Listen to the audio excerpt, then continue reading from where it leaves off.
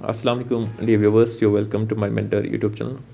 I hope you are all fine. I hope your lives must be going good.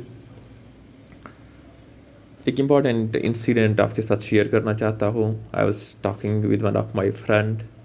Sometimes we don't understand the feelings of others and we start judging, though that's not good.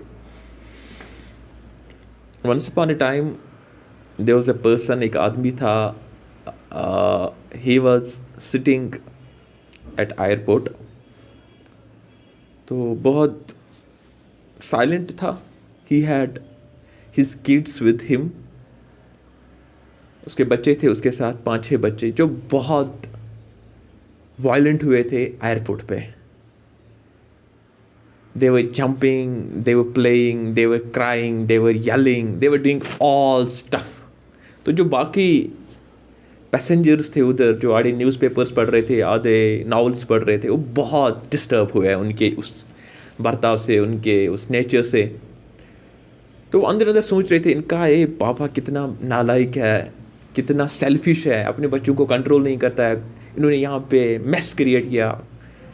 Nobody is able to concentrate what he or she is reading and he doesn't tell anything to his children. तो वो उन सब के सामने जाते थे, newspaper लेते थे उनके हाथ से, जंप कर रहे थे उनके सामने. तो वो कुछ नहीं बोल रहा था, वो साइलेंट देख रहा था सब कुछ. तो जब सर के ऊपर गया एक आदमी को, वो गया उसके पास, बोला यार आप बहुत सेल्फिश इंसान है, देखो इन बच्चों ने क्या माहौल क्रिएट किया इधर, आपको कोई परवाह नहीं है. What's wrong with them? तो वो आदमी बोला, there is one problem.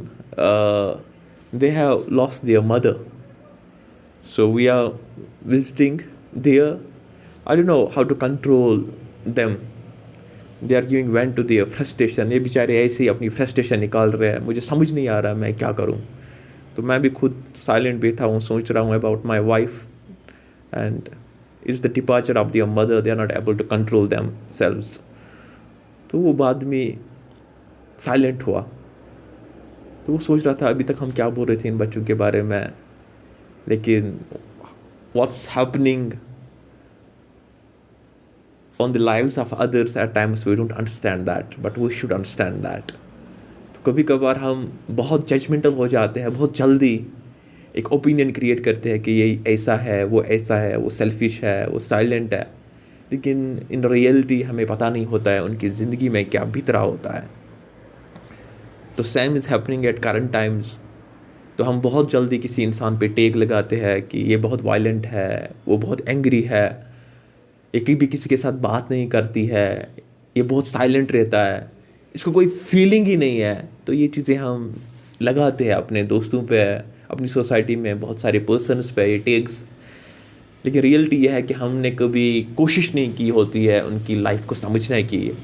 Late me see about him और her the things through which he और she has been going on from last 10 years. किसी का पापा नहीं होता है, किसी की माँ नहीं होती है. So this things turn a person silent. कोई बेचारा बचपन में यतीम हुआ होता है, फिर वो एंगर उसमें रहता है, उसको जल्दी गुस्सा आता है. हमें समझना चाहिए, लेकिन हम समझते नहीं हैं, हम जल्दी लगाते हैं टैग किसी भी इंसान पे. तो we should always try to understand the feelings of others before being judgmental. अपने दोस्त के साथ मैं अभी शेयर कर रहा था यही कि देयर वाज वन पर्सन, सो उसके बारे में बात चल रही थी. लेकिन रियलिटी यह है कि हर एक इंसान में अगर कोई चीज़ होता है, उसके पीछे कोई ना कोई बड़ा रीज़न होता है. राइट नाउ सोशल मीडिया का दौर है, people are facing unemployment and other things. बहुत सारी चीज़ें हमें देखने को मिलती है बहुत सारे लोगों में.